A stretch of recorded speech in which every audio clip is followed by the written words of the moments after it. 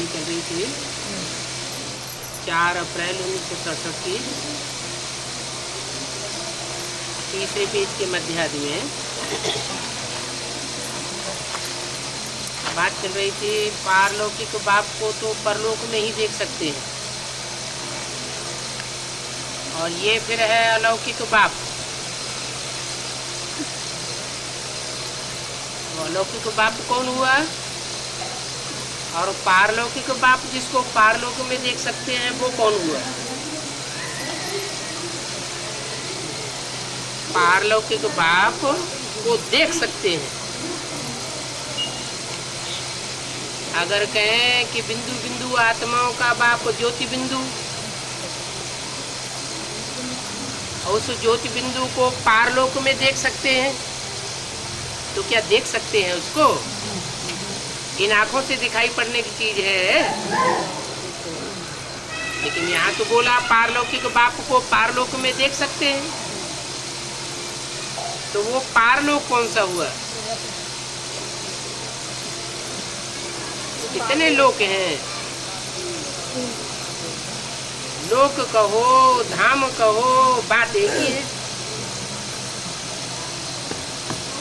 कौन कौन से लोक हैं? सुखधाम, शांति धाम और ये दुख धाम। दुख धाम में तो हम रह ही रहे हैं। दुख धाम के पार सुखधाम, और सुखधाम के भी पार शांति धाम। तो पारलौकिक बाप को पारलोक में ही देख सकते हैं। वो पारलोक कौन सा है? इस दुख की दुनिया से पार जाने के बाद ही दिखाई पड़ेगा।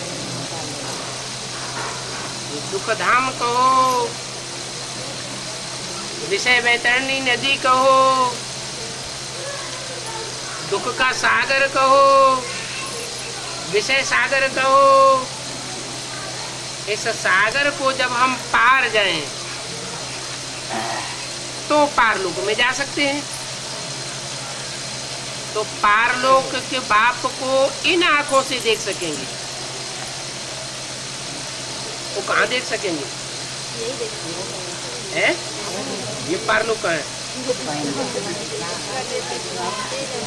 ये पारलोक थोड़े ही है, ये तो दुखधाम है, और दुखधाम में तो हम रहे ही पड़े हैं। इसके पार जाएंगे तभी तो देख सकेंगे।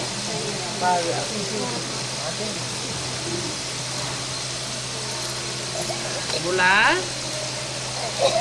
ये फिर अलौकिक बाप है।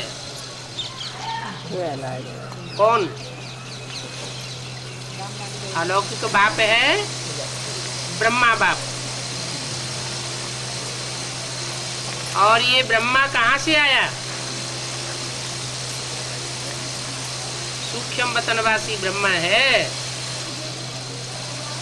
तुम फिर ब्राह्मण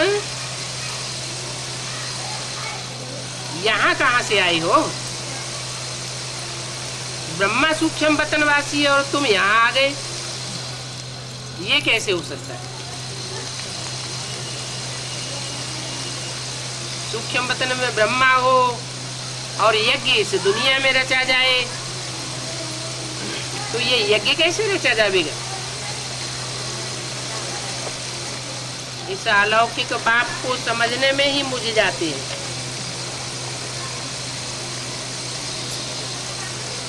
वो ब्राह्मण तो फिर भी कहेंगे कि निराकार है। पारलौकिक बाप क्या है? निराकार है। और तुम क्या कहेंगे? वो निराकार इस साकार में आता है, परंतु कभी हम निश्चय बुद्धि होते हैं तो दिखाई पड़ता है, अनिश्चय बुद्धि होते हैं तो दिखाई नहीं पड़ता है। वो कह देते हैं लिंग है, वो फादर है। जो लिंग है वो भी फादर है, जो लिंग के अंदर बिंदु है वो भी फादर है। लेकिन अंतर क्या है दोनों में? जो लिंग है वो साकार की यादगार है, वो इस लोक में भी है, और जो बिंदु है वो पारलौकिक बाप की यादगार। वो पारलौकिक बाप जब हम इस दुनिया से पार चले जावेंगे, दुख की दुनिया से परे चले जावेंगे, तो हम उसे भी देखेंगे। तुम कहेंगे वो बिंदी है, वो करके अखंड ज्योति व ब्रह्म भगवान कह देते हैं। अभी तो अनेक मत हैं और तुम्हारी तो एक ही मत है। एक द्वारा बाप ने मत देनी शुरू की, फिर देखो बुद्धि विस्तार होते होते कितनी बातें बढ़ती गई। तो तुम बच्चों को बुद्धि में रखना चाहिए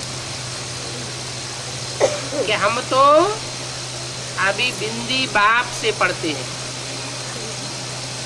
हम सार की बातें लेते हैं, और दुनिया ने तो विस्तार की बातें उठाई है। शिव बाबा हमको डायरेक्ट पढ़ाते हैं, उस सार की बातें सुनने से हम पतित से पावन बन जाते हैं। बाप हमको पावन बनाए रहे हैं।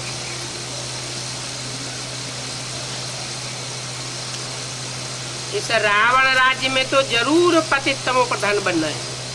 क्यों? जब बाप हमको पावन बनाए रहे हैं, तो इस रावण राज्य में हम जरूर पतित से पावन न बन करके पतित तमो प्रधान क्यों बनना है?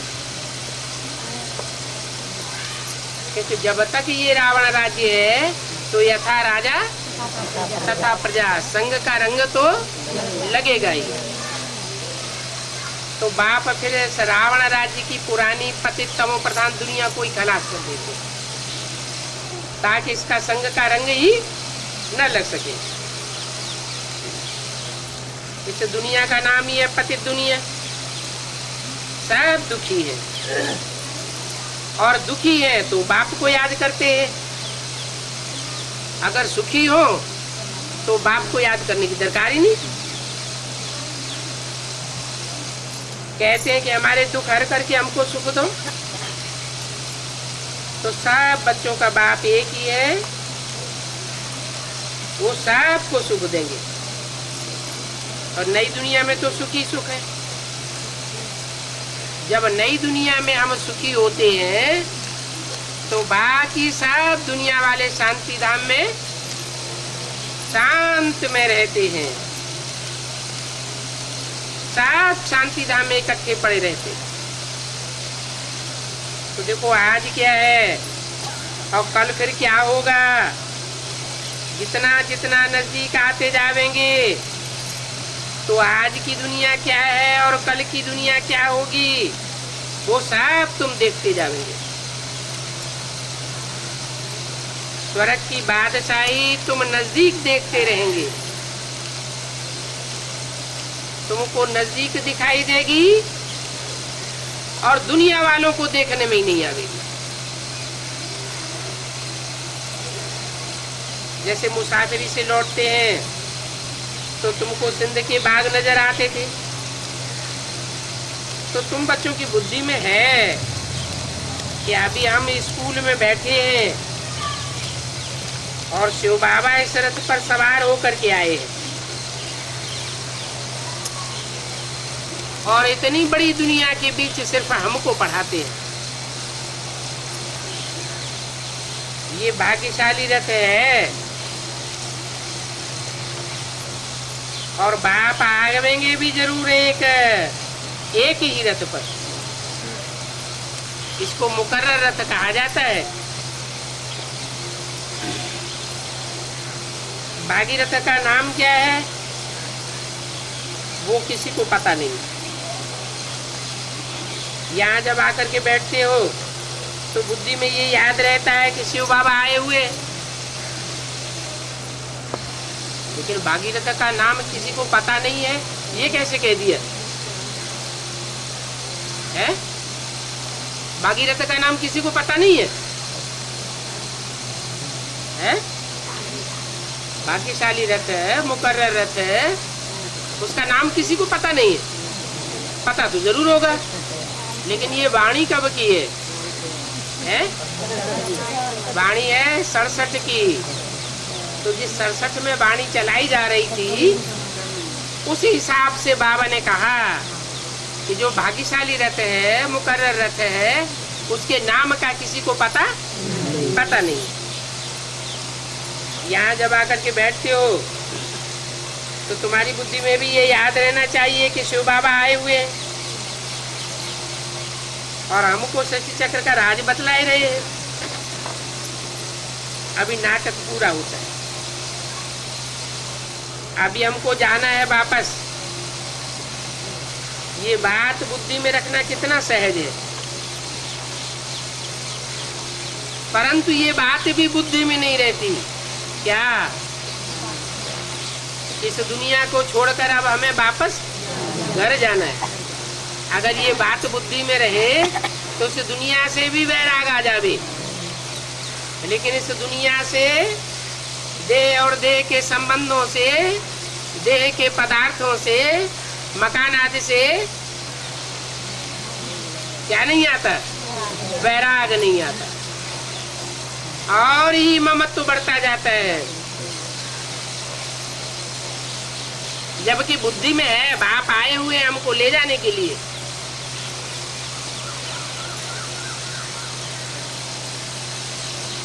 अब बुद्धि में रहे या न रहे, हमको तो वापस जाना ही है।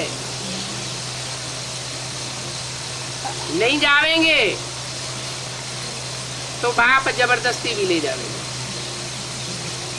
क्या छोड़ेंगे? किसी को नहीं, लेकर के ही जावेंगे। फिर नई दुनिया में आकर के पाठ बजाना है, फिर हमारे बाद फलाने फलाने आवेंगे। तुम जानते हो कि ये सारा चक्र कैसे फिरता है, दुनिया वृद्धि को कैसे पाती रहती है, नई से पुरानी और पुरानी से नई होती है। विनाश के लिए तैयारियां भी देख रहे हो। क्या तैयारियां देख रहे हो? कि कैसे कैसे एटम बम बन रहे हैं, लड़ाइयों के आसार दिखाई पड़ते जा रहे हैं। नेचुरल कैलेमिटीज भी होती है। जब एटम बम बन रहे हैं तो फटेंगे, और जब फटेंगे तो पृथ्वी का बैलेंस डोल जाएगा। पृथ्वी का बैलेंस डोलेगा तो क्या होगा? है पृथ्वी के अंदर जो आग धधक रही है, वो आग ज्वालामुखी फट करके बाहर निकल पड़ेगी। ज्वालामुखी फटता है तो जमीन डोल जाती है। भूकंप आता है तो बड़े बड़े महल माड़ियां अटारियां सब खलास हो जाती है। इन बाम से इतना काम हुआ जो फिर मनुष्यों को कोई भी लड़ाई करवाने की दरकार नहीं रहेगी। सब लड़ाइयां 2500 साल के लिए खत्म हो जाएगी। बम्बों की लड़ाई जब शुरू होगी, एटम बम फटते जाएंगे तो ये लश्कर आदि साथ छोड़ देंगे।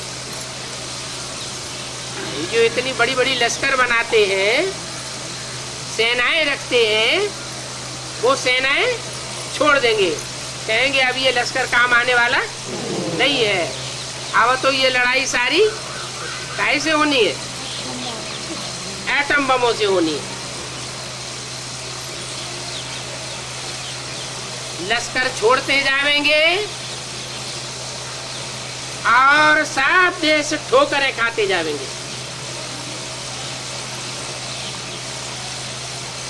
फिर इतने मनुष्य सब जो सेना में भर्ती किए जाते हैं, नौकरी से छूट जाएंगे तो भुखमरी तो पड़ेगी ना। भुखमरी पड़ेगी, अकाल भी पड़ेगा, और मारा मारी शुरू हो जाएगी। जब मारा मारी शुरू होगी फिर कुछ बचने वाला नहीं। ये सब कुछ होने का है। पहले भारत में होगा, फिर इतने सिपाहियों आदि का भी क्या करेंगे। थोड़ी बहुत लड़ाइयाँ हो तो सिपाही कंट्रोल कर लेंगे। जब बहुत लड़ाइयाँ होंगी तो सिपाहियों की दरकार नहीं रहेगी, वो कंट्रोल नहीं कर पाएंगे। ये अर्थक्वेक होती रहेंगी क्योंकि बम्स गिरते रहेंगे और धरनी दौड़ती रहेगी, एक दो को मारते पीटते रहेंगे। ये सब खूनी ना खेल तो होना है। तो अपने दिल से पूछना चाहिए कि अभी हमको क्या याद पड़ता है। देह और देह के संबंधी ज्यादा याद आते हैं, देह के पदार्थ ज्यादा याद आते हैं, या ये दुनिया भूलती जाती है।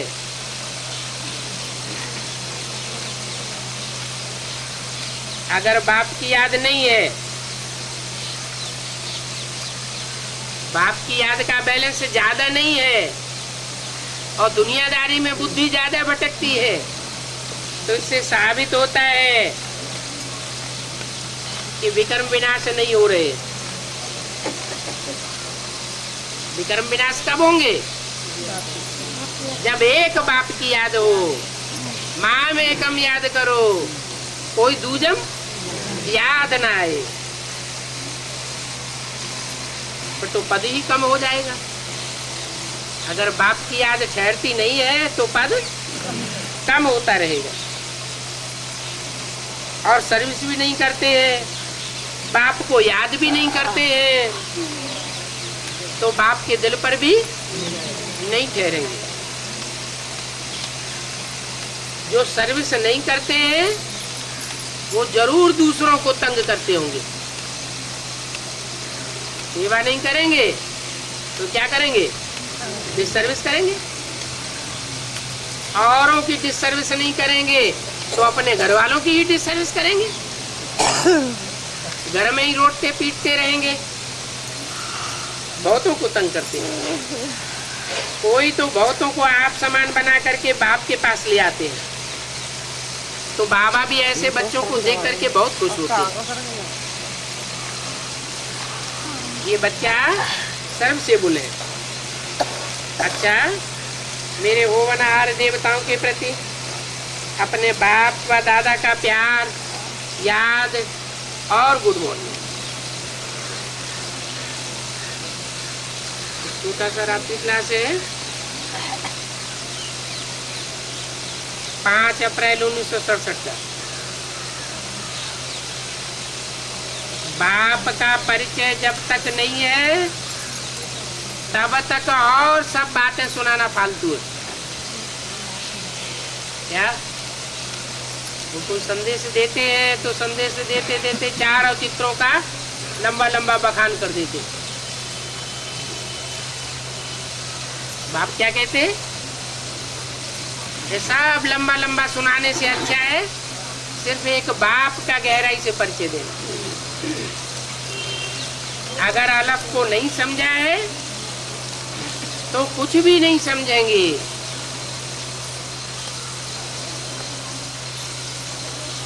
तो ब्राह्मण किसका परिचय देते हैं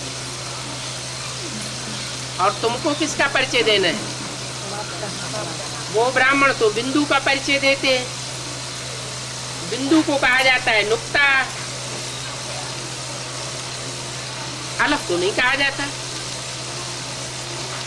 परिचय किसका देना है? नुक्ता बिंदु का परिचय देना है या अलफ का परिचय देना है? अलफ का परिचय देना है। अलफ माना क्या? अलफ माना उर्दू का पहला अक्षर। क्या? जितने भी अक्षर हैं उनमें से पहला नंबर, उसको कहते हैं अलफ। खड़ा डंडा बना देते, हो जाता है अलफ।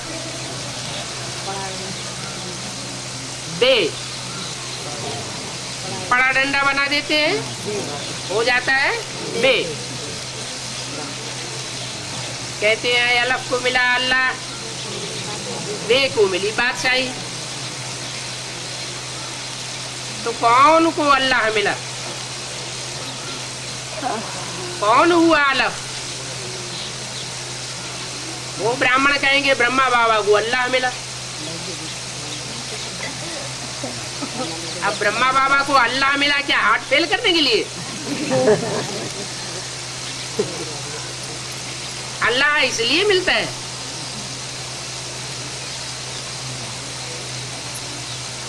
वो तो गिर गए, उनका पद कल्प कल्पांतर के लिए नीचे गिर गया। वो कल्प कल्पांतर कभी भी विश्व की बादशाही ले नहीं सकेंगे। वो तो बे माना ब्राह्मणों की दुनिया की बादशाही उनको मिल गई। यज्ञ के आज की बात है। यज्ञ के आज में स्थापना के साथ साथ जब यज्ञ कुंड से विनाश ज्वाला प्रज्वलित हुई तो प्रजापिता और ब्रह्मा के बीच में अर्थात दोनों भागीदारों के बीच में झगड़ा शुरू हुआ। एक था अलफ और दूसरा था बे। अलफ को ये पक्का निश्चय था मुझे तो परमात्मा बाप मिल गया, और बे ब्रह्मा बाबा को यज्ञ की संभाल की बादशाही मिल गई।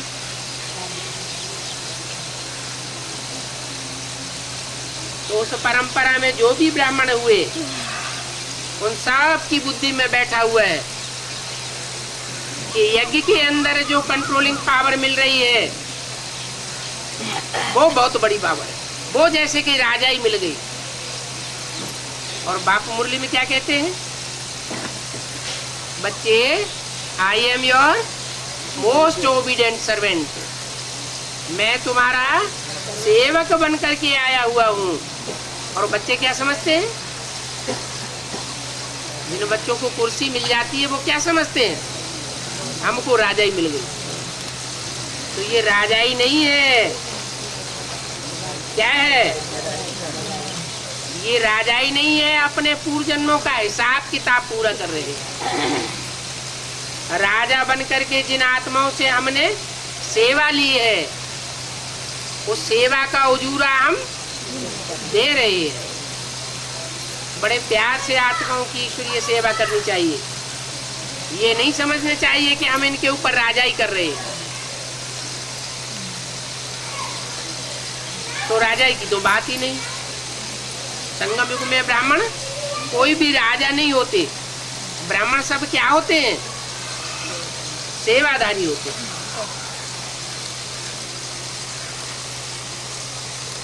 तो जिन्होंने अलफ को नहीं समझा है वो फिर उल्टा ज्ञान उठाते हैं। अलफ अर्थात वो आत्मा जो आदि से लेकर अंत तक ज्ञान यज्ञ में खड़ी रहती है, गिरती नहीं है, अपना पूरा पदमान मर्तबा बाप से लेकर के छोड़ती है, पूरा वर्षा लेती है। इसलिए कहते हैं अलफ को नहीं समझा तो कुछ भी नहीं समझा। कोई को भी समझाओ तो पहले अलफ का पूरा परिचय देना चाहिए। कौन है अलफ? जो आदि से अंत तक खड़ा रहता है, पुरुषार्थ में गिरता नहीं, अनिश्चय बुद्धि कभी होता नहीं। सब आत्मा निश्चय निश्चय में आती रहती है, अनिश्चय के चक्कर काटती रहती है। सब सितारे अपना स्थान छोड़ देते हैं। एक ही सितारा है जो कभी भी अपना स्थान नहीं छोड़ता, उसको कहते हैं ध्रुव तारा। उस ध्रुव तारे के आसपास सारे ही सितारे चक्कर काटते हैं, वो कोई का चक्कर नहीं काटता। तो जो कोई का नहीं चक्कर काटता उसी के द्वारा सुप्रीम सोल बाप आकर के बाप भी बनते हैं, टीचर भी बनते हैं। कैसा टीचर बनते हैं?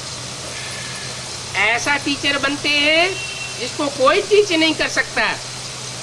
वो सारी दुनिया को पढ़ाई पढ़ाने वाला है, लेकिन उसको कोई पढ़ा नहीं सकता। तो अलग का परिचय देने के लिए फार्म भरवाया जाता है कि पता पड़े कि ये समझने वाला मनुष्य किस प्रकार का है। जो गीता पाठी आते हैं उनको सिर्फ कहना है कि बाप कहते हैं मुझे याद करो। तो उनसे पूछो, गीता पाठी ब्राह्मणों से, तुम किसको याद करते हो? है? तो क्या बतावेंगे? वो बतावेंगे हम कृष्ण भगवान को याद करते हैं। अब कृष्ण भगवान है, राम भगवान है या देवताएं हैं? वो तो देवताएं हुए। जो देवताएं हैं उन देवताओं को देवता किसने बनाया? गीता में तो ज्ञान दिया हुआ है, नर ऐसी करनी करे तो नर से नारायण बने, नारी ऐसी करनी करे तो नारायणी बने। ये कर्म की चोरी किसने सिखाई है? भगवान बाप ने सिखाई। तो रामकृष्ण जो देवताएं हुए उनको रामकृष्ण जैसा देवता बनाने की पढ़ाई किसने पढ़ाई होगी ना? उन्होंने खुद तो नहीं पढ़ी, तो वो पढ़ाई पढ़ाने वाला कौन है ये उनको बताना पड़े कि कृष्ण गीता का भगवान नहीं है। ये तो रही दुनिया वालों को पढ़ाने की बात। ब्राह्मणों की दुनिया में अगर कोई गीता पाठी मुरली पढ़ने वाले आते हैं तो उनको क्या बताना है? उनको भी सिर्फ कहना है बाप को याद करो। फिर पूछो तुम्हारा बाप कौन है जिसको तुम याद करते हो? तो कहेंगे बिंदु आत्मा, सुप्रीम सोल। अच्छा, सुप्रीम सोल बाप है तो वो गीता ज्ञान दाता कैसे बनता है? तो कहेंगे ब्रह्मा के द्वारा गीता सुनाता है। ब्रह्मा के द्वारा गीता सुनाता है तो जो गीता सुनाता है उसमें कहता है ना कि कृष्ण गीता का भगवान नहीं है। गीता का भगवान शिव भगवान है। तो जिसके द्वारा गीता सुनाता है क्या वो कृष्ण की सोल नहीं है? किसकी सोल है? जो मुरली सुनाता है वो मुरली सुनाने वाला किसके द्वारा मुरली सुनाता है? ब्रह्मा के द्वारा मुरली सुनाता है। वो ब्रह्मा अंतिम जन्म में कौन सी आत्मा है? उस आत्मा का पहले जन्म का नाम क्या है? कृष्ण नाम है ना। तो कृष्ण को तुम गीता का भगवान मानते हो ना। गीता का साकार भगवान तुम्हारी दृष्टि में कृष्ण ही तो है ना। कृष्ण के अलावा साकार में कोई दूसरा भगवान तो नहीं मानते ना। तो उनको बताओ, तुम तो खुद ही गलत रास्ते पर हो, तो दुनिया को कैसे बताओगे कि गीता का भगवान कृष्ण नहीं है, गीता का भगवान शिव है? फिर बताना पड़े कृष्ण की गीता से दुनिया नरक बनती है और शिव की गीता से दुनिया स्वर्ग बनती है।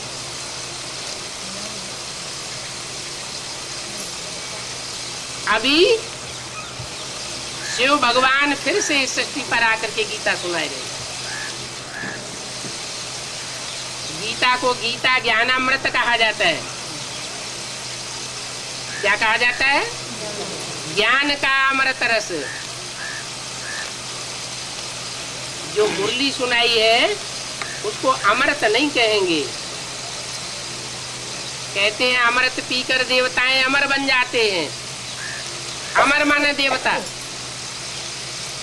तो सिर्फ मुरली पढ़ने से कोई अमर देवता नहीं बन सकता।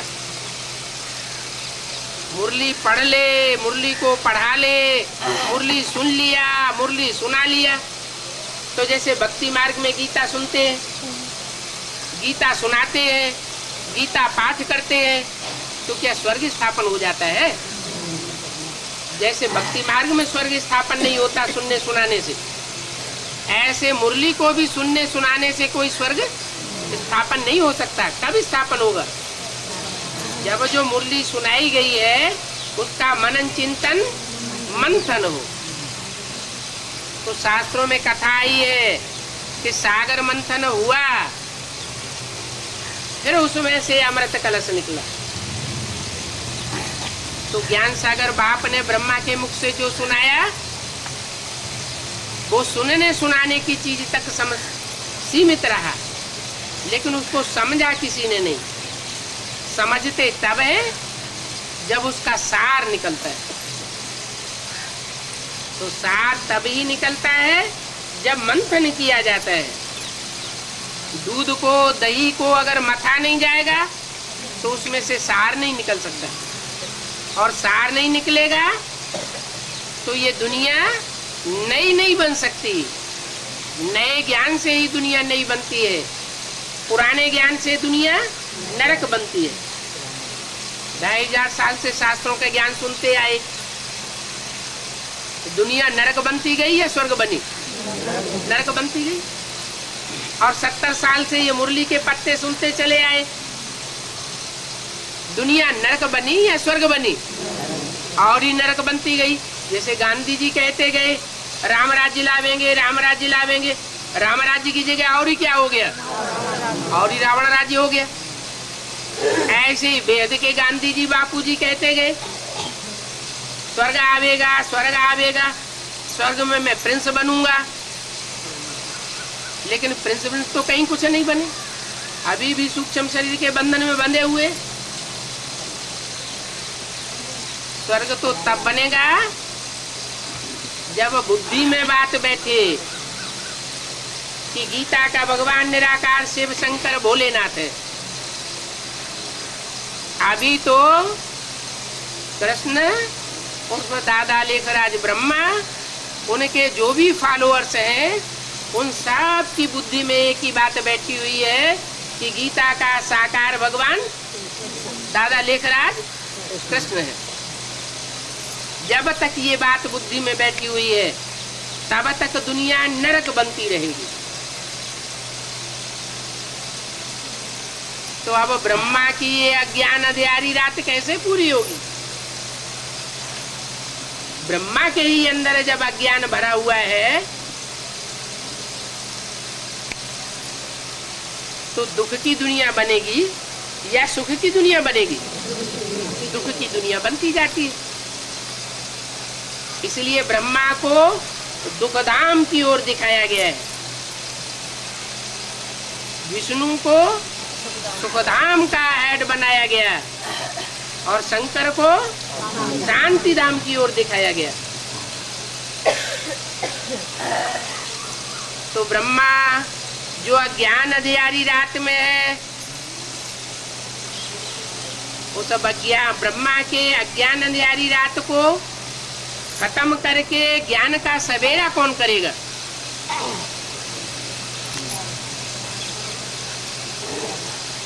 जरूर जिसकी बुद्धि में ये बैठा हो कि गीता का भगवान शिव है, गीता का भगवान कृष्ण नहीं हो सकता, जो खुद कभी अनिश्चय बुद्धि में ना आता हो। ब्रह्मा के लिए तो बोला कि सबसे जास्ती जन्म मरण के चक्र में ब्रह्मा की सोल आती है, माने ब्रह्मा की सोल निश्चय अनिश्चय के चक्र में सबसे जास्ती आती है। अभी अभी निश्चय बुद्धि, अभी अभी अनिश्चय बुद्धि, अभी अभी ज्ञान सूर्य शंकर के रूप में पाठ बजाने वाले मस्तक पर विराजमान होकर के पाठ बजाती, और अभी अभी अनिश्चय पैदा होता है तो गुलजार दादी में जाके पाठ बजाती।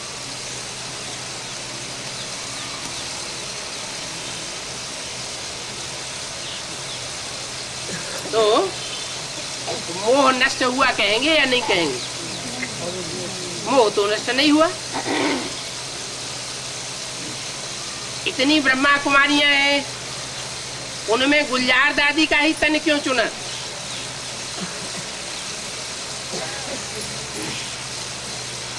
कोई दूसरी ब्रह्मा कुमारी का तन क्यों नहीं चुना?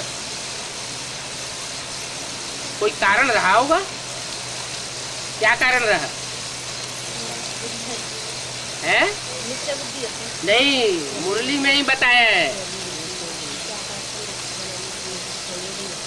यज्ञ के आदि में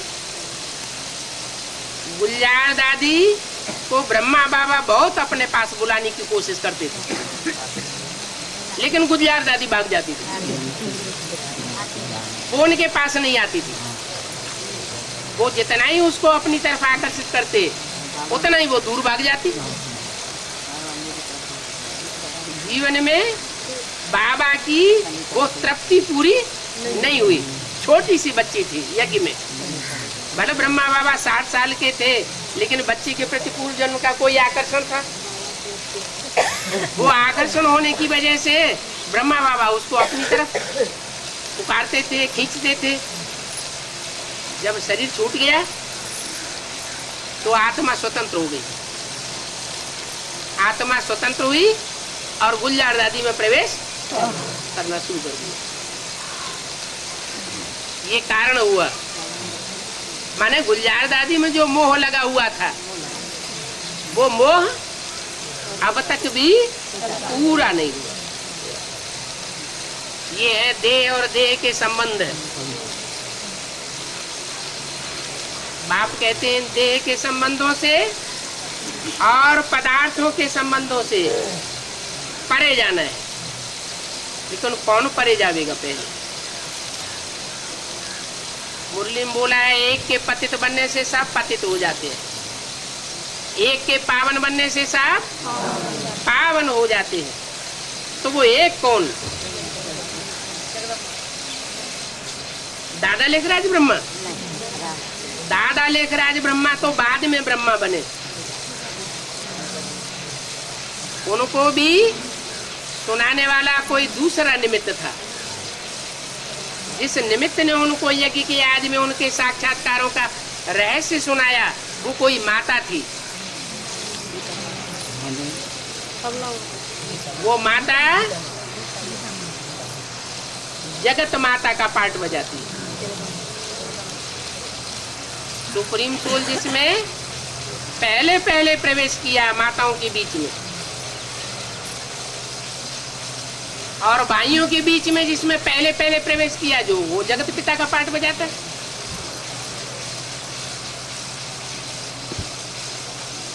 तो ये बात जगत पिता के लिए लागू होनी चाहिए। क्या बात? एक के पतित होने से सब पतित हो जाते हैं। तो प्रजापिता पहले पतित होता होगा, लेकिन नहीं। प्रजापिता में तो सुप्रीम सोल प्रवेश करता है मुकर्रर रूप से, इसलिए उसको पतित के रूप में नहीं देखा जा सकता। और शंकर के पार्ट को वैसे भी पतित नहीं कह सकते, वो तो सूक्ष्म बतनवासी देवता है। देवता खुद बनेगा पहले, तो दूसरों को पावन देवता बना सकेगा। खुद ही पावन देवता नहीं होगा तो दूसरों को पावन देवता नहीं बना सकता। डॉक्टरों को बनाने के लिए डॉक्टर चाहिए, इंजीनियर को बनाने के लिए इंजीनियर चाहिए, वकील को बनाने के लिए वकील चाहिए, तो देवता बनाने के लिए देवता चाहिए।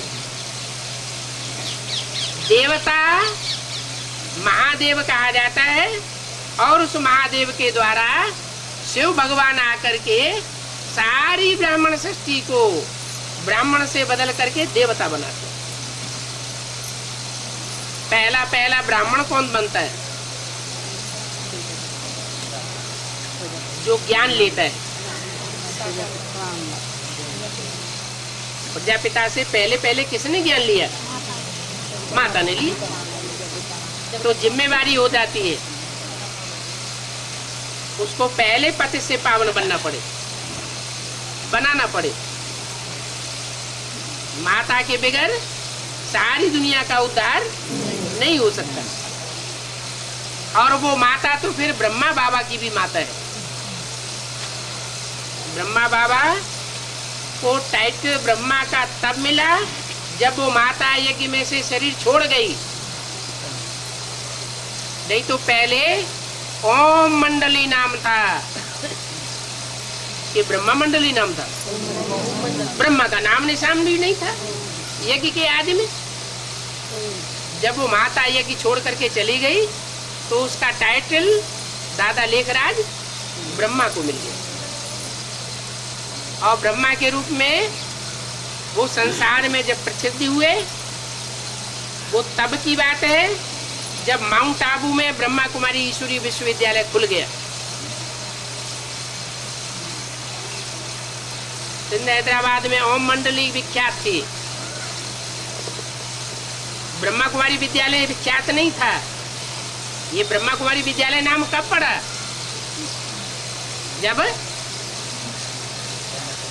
जब दिल्ली में पहला सेंटर खुला कमला नगर, तब नामकरण दिया गया ब्रह्मा कुमारी ईश्वरीय विश्वविद्यालय। वो तो स्थूल बात हुई बोर्ड के ऊपर लिखने की, लेकिन कराची से ही ब्रह्मा के मुख से मुरली निकलती चली आ रही है। मैं जिस तन में भी प्रवेश करता हूँ उसका नाम ब्रह्मा देना पड़े। तो कराची से ही ब्रह्मा के तन में सुप्रीम सोल ने प्रवेश करना शुरू किया। उस समय मुरली की कापियां नहीं निकलती थी, बाबा मुरली लिखते थे और फिर सबको बीच में सभा में बीच करके पढ़ करके सुनाते थे। माउंट आबू में आए तो ब्रह्मा कुमारी बहनों को सारे देश में फैला दिया गया सेवा करने के लिए। तो उनको कापियां भी चाहिए, तो साइक्लो स्टाइल से सारी कापियां मुरली की निकाल करके सब शहरों में भेजी जाने लगी। तब नाम पड़ा ब्रह्मा कुमारी ईश्वरीय विश्वविद्यालय। उस समय प्रजापिता भी शब्द नहीं जोड़ा जाता था। ये प्रजापिता शब्द तब जोड़ा गया जब मम्मा ने शरीर छोड़ा। मम्मा के न रहने पर बाबा को एहसास हुआ कि इस यज्ञ में तो सारे ही बिच्छू टिंडन भरे पड़े। यज्ञ के आदि में जो व्यक्तित्व था भागीदार, वही श्रेष्ठ आत्मा थी। तब उन्होंने प्रजापिता नाम डालना शुरू किया। पहले ये प्रजापिता शब्द नहीं डाला जाता। तो जो चित्र बने हैं उनमें प्रूफ भी दिया हुआ है। पहले त्रिमूर्ति और झाड़ का चित्र था, उसमें ब्रह्मा कुमारी ईश्वरीय विश्वविद्यालय लिखा हुआ है पुराने चित्रों में। और सन 66 में मम्मा के शरीर छोड़ने के बाद 2 नए चित्र और बने, लक्ष्मी नारायण का चित्र और सीढ़ी का चित्र, और उसमें ब्रह्मा कुमारी ईश्वरीय विश्वविद्यालय के साथ प्रजापिता शब्द भी डाल दिए। तब नाम पड़ा प्रजापिता ब्रह्मा कुमारी ईश्वरीय विश्वविद्यालय।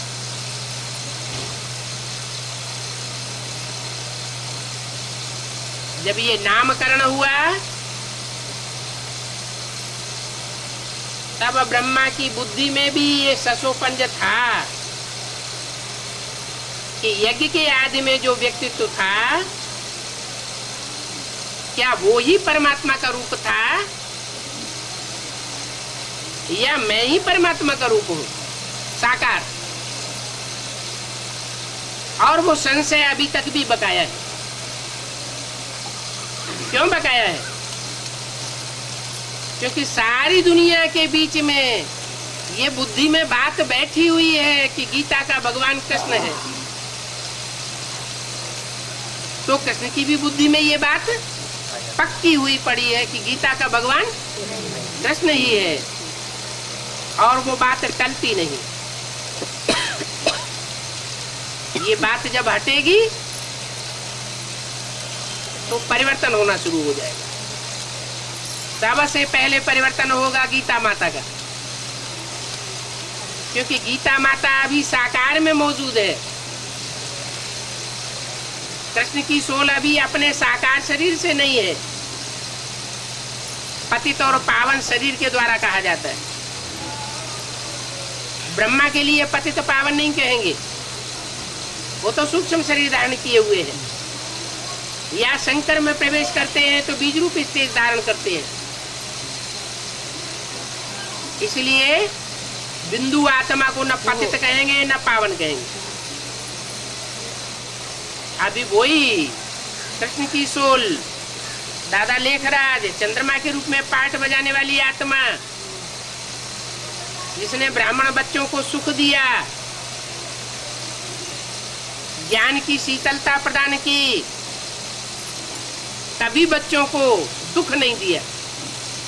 जैसे चंद्रमा के प्रकाश में कीड़े मकोड़े भी पलते हैं, डंक मारने वाले भी पलते हैं, ब्रह्मा ने ऐसे बच्चों को भी सुख दिया, जिन्होंने जो बच्चे हार्ट फेल करने के निमित्त बने, उन बच्चों को भी अंत तक सुख दिया। मालूम भी नहीं होने दिया कि ये बच्चे दुख देने के निमित्त बने। तो वो ज्ञान चंद्रमा ब्रह्मा का पाठ पृथ्वी माता से पैदा होता है।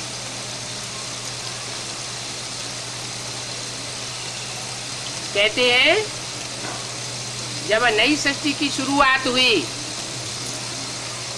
तो पृथ्वी का प्रशांत महासागर का हिस्सा छिटक करके अलग हो गया और वो चंद्रमा का रूप धारण कर गया। तो चंद्रमा किसका बच्चा हुआ है? पृथ्वी माता का बच्चा हुआ। और ज्ञान में भी ज्ञान चंद्रमा की पैदाइश किससे हुई है? धरणी माता है, उसी से हुई। तो धरणी माता कहो, पृथ्वी माता कहो, वो सारे जगत की माता है, वो जगदम्बा है। शास्त्रों में भी लिखा हुआ है द्यावा पृथ्वी, पृथ्वी माता है और द्युलोक पिता है। मना आकाश पिता है। संकल्प मात्र भी विरोधाभास न हो, वाचा से विरोध करना, कर्मेंद्रियों के कर्मों से विरोध करना, ये तो बहुत बड़ी बात हो जाएगी। क्या बाप जो चाहते हैं वही चाहना बुद्धि के अंदर रखनी है। बाप का जो संकल्प वही संकल्प बच्चों के अंदर होना है, तब परिवर्तन होगा।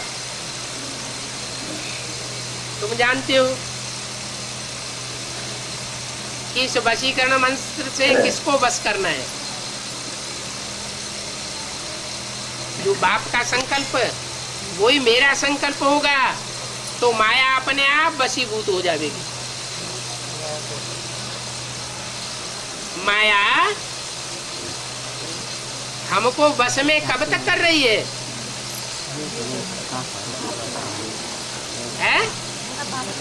हम कुछ चाहते हैं और बाप कुछ चाहता है। हमारी कुछ और इच्छा और बाप की कुछ और इच्छा। बाप कुछ और कर्म कराना चाहता है, हम कुछ दूसरा ही कर्म कर बैठते हैं। बाप कुछ और वाणी चलाना चाहता है बच्चों के मुख से, और बच्चे कुछ और ही बोल देते हैं। उस बोल से बाप की ग्लानि होगी या महिमा बढ़ेगी? बाप की ग्लानि होती। तो बाप ने माया बेटी को ऑर्डर दिया हुआ है, ये माया बेटी जो बच्चे मेरी मत पर नहीं चलते हैं उनको तुम खूब भटकाओ। ये माया फिर तुमको बस में कर लेती है। वशीकरण मंत्र तुमको मिला हुआ है कि माया को वशीभूत करो। ये माया को वशीभूत करने का मंत्र है कौन सा? मन मना भव। मन मना भव कहो या वशीकरण मंत्र कहो। ये माया क्या है ये भी कोई नहीं जानते। क्या क्या समझते हैं? माया क्या चीज है?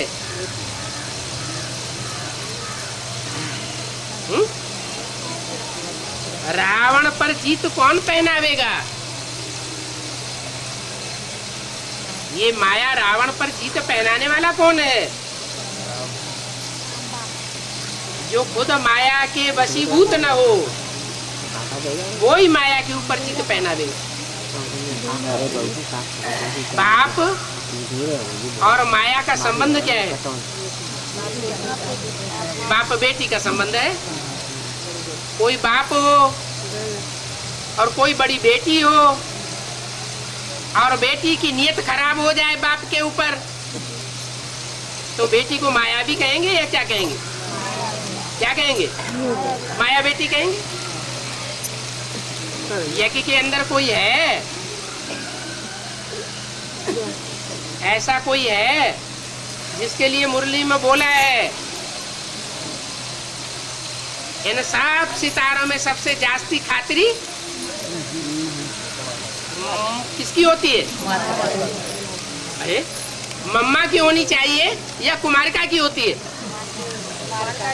मम्मा की खातिरी होनी चाहिए या कुमारिका की होनी चाहिए? है? किसकी खातिरी होनी चाहिए? अरे इन सब सितारों में सबसे जास्ती खातिरी किसकी होनी चाहिए? मम्मा का ऊंचा मर्तबा या कुमारिका का ऊंचा मर्तबा? फिर कुमारिका क्यों बोला है? इसका मतलब कोई है जो माँ की गद्दी के ऊपर काबिज होना चाहता है। ऐसा मुसलमान धर्म में होता है। क्या माँ बाप जिंदा रहते हैं और बच्चे क्या चाहते हैं कि माँ बाप की गद्दी के ऊपर हम काबिज हो जाए। औरंगजेब ने क्या किया है?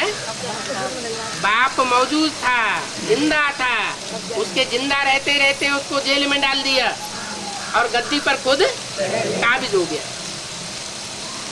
भाइयों को भी मरवा डाला।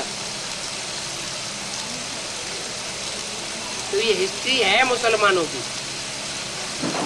63 जन्म के जो संस्कार होंगे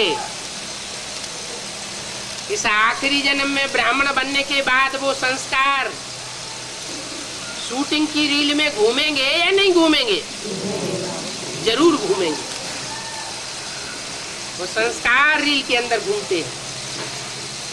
मम्मा के शरीर छोड़ जाने के बाद, बाबा के शरीर छोड़ जाने के बाद बड़े आराम से विदेशों के अखबारों में छपवा दिया। क्या? World mother. वर्ल्ड मदर माना जगदम्बा। अब ये जगदम्बा मम्मा ओम राधे का टाइटल था या किसी और ब्रह्मा कुमारी का टाइटल होना चाहिए? ओम राधे का टाइटल था। दूसरा प्रूफ, सारे ब्राह्मण परिवार में पहले मम्मा और बाबा दोनों के चित्र लगाए जाते थे। कोई भी सेंटर में कोई भी गीता पाठशाला में। बाद में क्या हुआ? मम्मा के चित्र हटा दिए गए।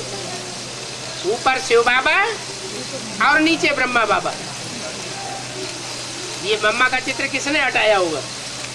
यथा राजा तथा प्रजा। जो फॉलोअर्स होंगे उन्होंने फॉलो किया होगा। तो माया को तुम्हें वशीभूत करना है इस वशीकरण मंत्र से। तुम्हारे अंदर ताकत आ जाएगी। क्या? कि तुम माया की मत पर नहीं चलेंगे। वो तथाकथित ब्राह्मणियां क्या कर रही है? किसकी मत पर चल रही है? माया की मत पर चल रही है। माया कहती है ऐसा हो नहीं सकता कि भगवान साकार में आया हुआ हो। और तुम क्या कहते हो? भगवान साकार में आया हुआ है। माया कहती है नहीं हो सकता, तुम कहते हो यही बात सच्ची है। तो अपोजिशन हो जाता है, राम संप्रदाय और रावण संप्रदाय। अभी बाप तुमको माया के ऊपर जीत पहनाते हैं, आकर के तुम बच्चों को मंत्र देते हैं जिससे तुम माया जीते जगत जीत बन जाते हो। क्या? माया को भी जीत लेते हो। दो बातें कही जाती हैं, माया जीते जगत जीत और मन जीते जगत जीत। इंद्रिय जीते जगत जीत। माया काम क्रोध लोभ मोह अहंकार को कहा जाता है। माया का पहला सिर कौन सा? काम विकार। तो पहले को अगर जीत लिया तो जैसे सारा जगत जीत लिया। माया को भी जीत लेते हैं। तो बाप कहते हैं आप मुझे याद करो, तो भी कहते हैं कि घरगृहस्थ व्यवहार में रहते हुए जैसे आशिक मासूक को याद करते हैं ऐसे याद करो। ये रूहानी बात है। बाकी आशिक माशिक तो जिस्मानी बात है। भक्ति मार्ग में सब आशिक एक को याद करते हैं। इस दुनिया में हनुमान के कितने आशिक होंगे? वो गिनती है? लाखों की तादाद में आशिक होंगे। अच्छा, उनको जो हनुमान के आशिक होंगे उनको हनुमान का साक्षात्कार हो जाए तो उनको बहुत खुशी हो जाएगी। उनको भी वशीकरण मंत्र कहेंगे। उनको वश कर लिया, हो गया। तुम तो रावण को वश कर लेते हो। क्या? काम जीते जगत जीत माना सारे रावण को, सारे रावण के पांचों मुखों को वश कर लिया। वशीकरण मंत्र है ना, बाप ही ये वशीकरण मंत्र देते हैं। राजाई लेने वाले बहुत थोड़े, कोटों में से कोई और कोई में से कोई निकलते हैं। बाकी प्रजा तो बहुत बनती रहती है। तुम वृद्धि को पाते रहेंगे। तुम जो भी पुरुषार्थ करते हो वो कभी व्यर्थ नहीं जाता है। मान लो कोई को जाके संदेश दिया कि बाप आया हुआ है साकार में, उसने नहीं सुना तो बेकार गया क्या? नहीं, भले आज नहीं सुना, जब टाइम आवेगा तो मान जाएगा। व्यर्थ नहीं जाता है। और रावण राज्य में तो तुम जितना पुरुषार्थ करते हो सब बेस्ट चला जाता है। और यहाँ कुछ भी बेस्ट नहीं होता, यहाँ कुछ भी बेस्ट नहीं होता। इसकी तो प्रारब्ध बनती है। तुम बच्चे जानते हो कि भगवान आया हुआ है भक्ति का फल देने के लिए। जिन्होंने भक्ति मार्ग में जो भी भक्ति की है उस भक्ति का फल देने के लिए अभी भगवान आया हुआ है। पहले नहीं आया हुआ था। कहते थे कि ब्रह्मा तन में भगवान आया हुआ है। तो भगवान का जो आना हुआ उस भगवान से क्या मुक्ति, जीवन मुक्ति का वर्षा मिला क्या? वर्षा नहीं मिलता है। वर्षा तब मिलता है जब सागर मंथन होता है। सागर मंथन से रतन निकलते हैं। रतन अर्थात नए नए ज्ञान रतन निकलते हैं। बल भक्ति तो सब धर्मों में, परंतु आधा कल्प भक्ति कौन करता है? वो धर्म तो आते ही हैं आधा कल्प के अंदर। तो आधा कल्प भक्ति की बात ही नहीं। तुम पूरा आधा कल्प भक्ति करते हो। भक्ति कब से शुरू हुई?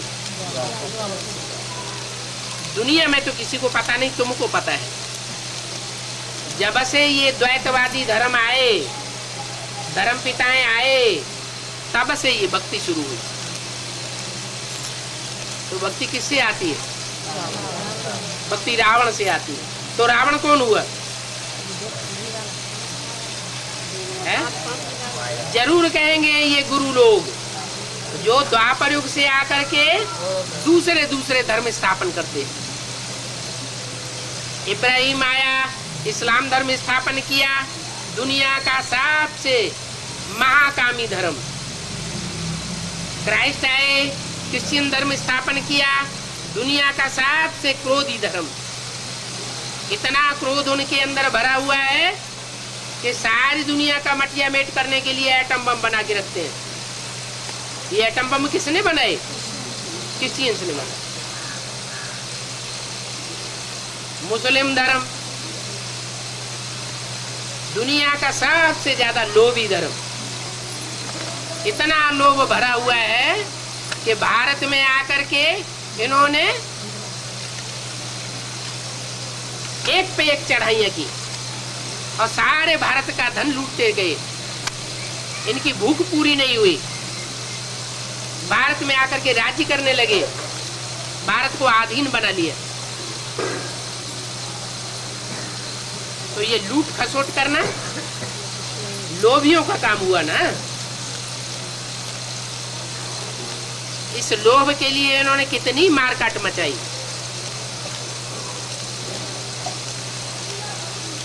जैसे कोई घर में लोभी बच्चे होते हैं ना, तो अपनी इच्छाओं की पूर्ति करने के लिए, शराब पीने के लिए, स्मैक पीने के लिए क्या करते हैं? घर में ही मारकाट मचाते रहते हैं। अब ये बातें बाबा के बिना कोई समझा ही नहीं सकता। दिल में समझना चाहिए कि जो कुछ होता है कल्याण के लिए होता है, कुछ भी अकल्याणकारी नहीं है। हम पुरुषार्थ भी करते हैं ड्रामा के प्लान के अनुसार। बाप भी कहते हैं मैं आकर के पुरुषार्थ करवाता हूँ, ड्रामा प्लान अनुसार पुरुषार्थ करवाता हूँ। पुरुषार्थ करने के लिए मेरी मत पर तो चलना पड़ेगा। अगर मेरी मत पर नहीं चलेंगे तो पुरुषार्थ में आगे कदम नहीं बढ़ेगा। जो मत मैं दूं उसी पर चलो। और मत तो जो मैं देता हूं वो कल्याण करने के लिए देता हूं। क्या मेरी मत से कोई का भी कल्याण नहीं हो सकता। कोई पूछते हैं बाबा मकान बनाऊं, ऐसे ऐसे करूं? अरे अब ये मत मेरे से क्यों पूछते हो? ये मेरा काम नहीं है। क्या तुम्हारा मकान अकान आदि बनवाना? मैं तो एक ही बात कह दी, ये सारी दुनिया क्या होना है? सारी दुनिया खलास होनी। अब तुम पूछते हो मकान बनवाऊं, तो मकान बनाएंगे तो मकान खलास होगा या नहीं होगा? मकान भी खलास हो जाएगा। ऐसे तो फिर सब पूछ सकते हैं। ऐसे पूछने वाले फिर बाबा का माथा खराब करते रहते हैं। क्या बाबा का माथा खराब क्यों? तो माथा क्यों खराब होता है? कह दें दुनिया का विनाश होने वाला है, तो मकान क्यों बनाते हो? है बाबा तो कहते हैं झोपड़ी डाल लो। नहीं, बाबा इतना प्यार का पार्ट बजा रहा था ब्रह्मा के द्वारा कि बच्चों से ये कह नहीं सकता। जब बच्चे आकर के पूछे थे बाबा बहुत परेशानी हो रही है, छोटे मकान में बहुत तकलीफ हो रही है, ये है वो है, संख्या ज्यादा है, नहीं पनपता है, तो बाबा बच्चों से बहुत मोह होने के कारण बाबा बच्चों को डांट नहीं सकते। क्या हाँ कह देते थे अच्छा मकान बना लो, एक कमरा गीता पाठशाला के लिए खोल देना, छोड़ देना। अच्छा,